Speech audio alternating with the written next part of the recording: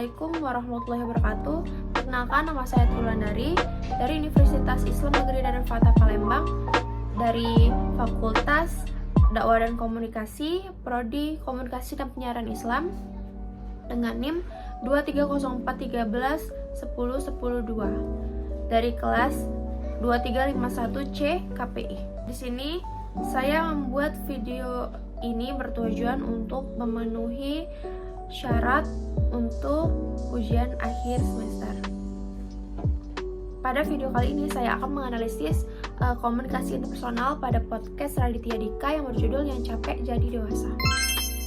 Sebelumnya, saya akan menjelaskan apa sih komunikasi interpersonal. Komunikasi interpersonal adalah proses komunikasi antara komunikator dan komunikan, di mana komunikator menyampaikan pesan kepada komunikan sehingga terjadinya timbal balik antara komunikator dan komunikan.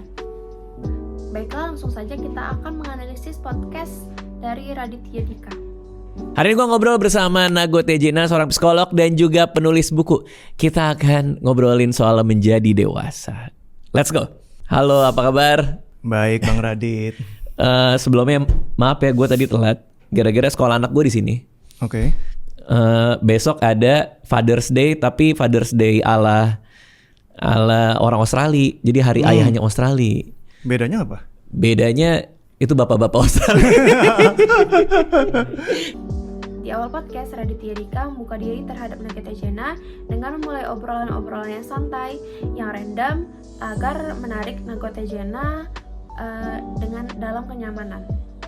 Kita ngeband, jadi bapak-bapak ngeband. Para bapak-bapaknya si anak-anak. Para bapak-bapak dari anak-anak ini ngeband. Oke. Terus gue baru dari Blitar kan, baru balik dari Blitar.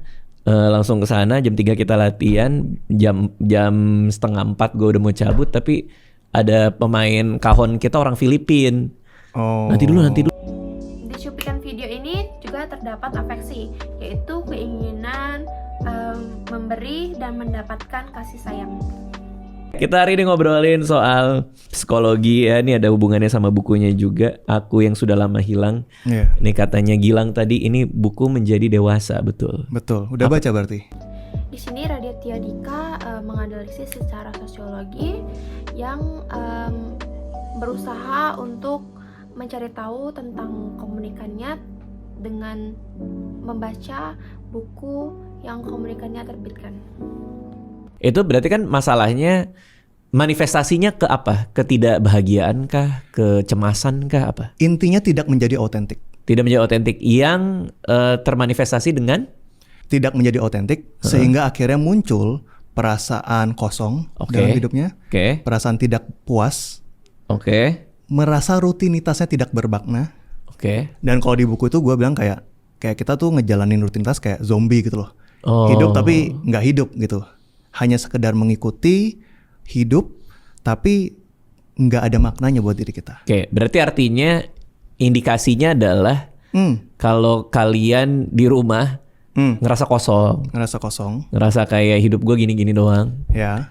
Itu artinya mungkin lu tidak menjadi diri lo yang seutuhnya. Betul. Berarti banyak yang datang ke sesi konselingnya dengan masalah itu. Ya. Di sini komunikator juga mempunyai kompetensi yang perspektif, sudah memahami komunikan. Gitu. Mungkin dari orang tua. Mungkin dari orang tua yang gimana? Perfeksionis, yang strict, itu bisa kayak gitu. Seberapa bermasalah orang perfeksionis dalam punya hubungan nih? Percintaan gitu. Ngaruh nggak sih sebenarnya? Itu ngaruh bisa dalam berbagai bentuk.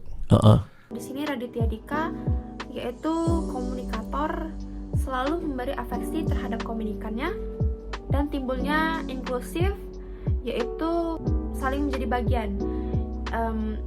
Contohnya Raditya sebagai komunikator dan Nago sebagai komunikan, sehingga terjadi juga kontrol, yaitu saling mempengaruhi, yang terjadinya reaksi dan timbal balik komunikasi. Sejujurnya klien pertama gue masih sampai sekarang. Sampai sekarang? Masih. Tapi di sini Nago Tejena sudah merasa nyaman karena dia sudah membuka dirinya terhadap Raditya Dika. Di sini adanya confidence dan trust, yaitu kepercayaan yang ditimbulkan adanya partner yang menimbulkan kenyamanan dan keterbukaan dari komunikan ke komunikator. Responsibility yang baik terhadap komunikan ke komunikator karena respon komunikator terhadap komunikan yang tinggi. Gua ngaku gua pasti di awal praktek banyak kesalahan juga sih pastinya. Oke. Tapi pas dia datang lagi bilang nggak? Yang kemarin lupain aja ya itu. Mungkin dia nggak nyadar ya. Dalam cuplikan video ini saya menganalisis dalam jendela jauh hari itu terdapat open, di mana no self dan no other itu terciptanya self disclosure yang open. Manfaat dari jendela jauh hari open ini yaitu mampu meningkatkan kepercayaan diri. Omongan psikolog ini nggak bener. Tolong belajar psikologi lagi. Waduh. Dia bilang gitu. Terlalu kocak ya orang kadang-kadang ya. Iya, tapi Di sini mereka berdua mempunyai gaya kelekatan yang aman, yaitu yang positif.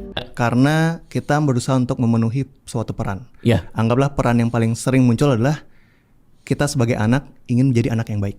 Oke. Di sini Raditya Dika selalu memunculkan metakomunikasi, yaitu pesan di dalam pesan yang muncul terhadap sikap dan perasaan pengirim terhadap penerima. Baiklah, itulah video analisis dari saya. Saya akhiri. Wassalamualaikum warahmatullahi wabarakatuh.